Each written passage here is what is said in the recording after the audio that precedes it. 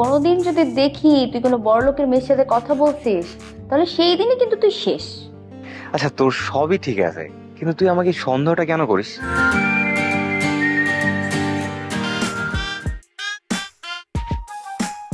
Hello, কিরে, কি অবস্থা বল? ঠিকঠাক, তোর খবর বল। আমি তো আছি। আমার তো প্রতিদিন নতুন একটা দিন মনে হচ্ছে। কিরকম?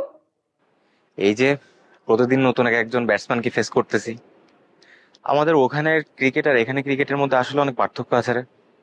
সেটা কিরকম? আসলে ওখানে যেরকমটা খুব সহজে সবার মধ্যে সেরা হয়ে যেতাম, এখানে আসলে ব্যাপারটা ঠিক সেরকম হচ্ছে না। এখানে সবাই সেরা। তো কি হয়েছে? তোকে আরো ভালো করতে হবে। সেরাদের মধ্যে সেরা হওয়াটা আসলে খুব কঠিন, তানিয়া। শ্রাবণ, সেই কঠিন কাজটাই তোকে করে দেখাতে হবে। হ্যাঁ, আমি সেটাই করে দেখাবো। তুই যে সেটাই করে দেখাবি, আমি সেটা জানি।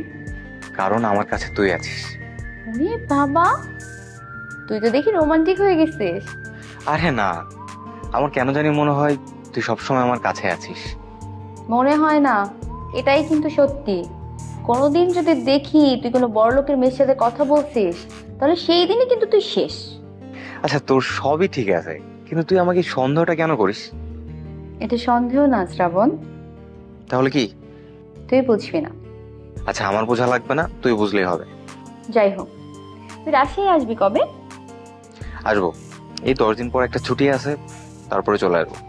আমি এসব 10 দিন বুঝি না, তুই তারিখ বল। এই সামনের মাসের 26 তারিখ ছুটি আছে, আমি ধর 24 তারিখে রওনা হব।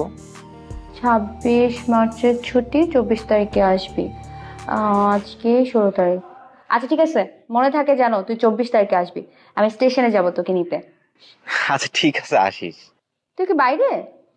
আরে হ্যাঁ, আমি ওই যে বাইরে বের হয়েছি কল কেনার জন্য। বেশি রাত বাইরে থাকবি না কিন্তু শ্রাবণ, মিনিমাম 8 ঘন্টা করে ঘুমাবি, ঠিক আছে? আচ্ছা আচ্ছা, ঠিক আছে ঠিক আছে। কথা মনে থাকে জানো। আর তাড়াতাড়ি করে রুমে যা, রুমে গিয়ে আমাকে ফোন করবি।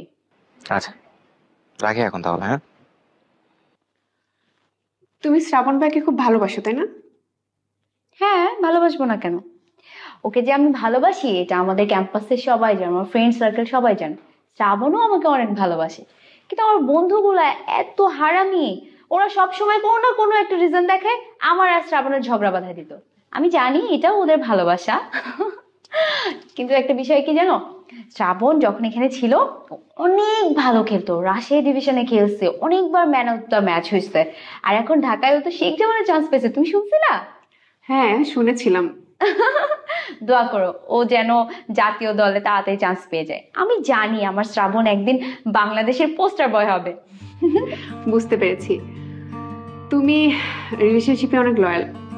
হ্যাঁ, লয়াল হব না? আর লয়াল তো সবারই হওয়া উচিত। দাঁড়াও, বইটা নিয়ে আসি।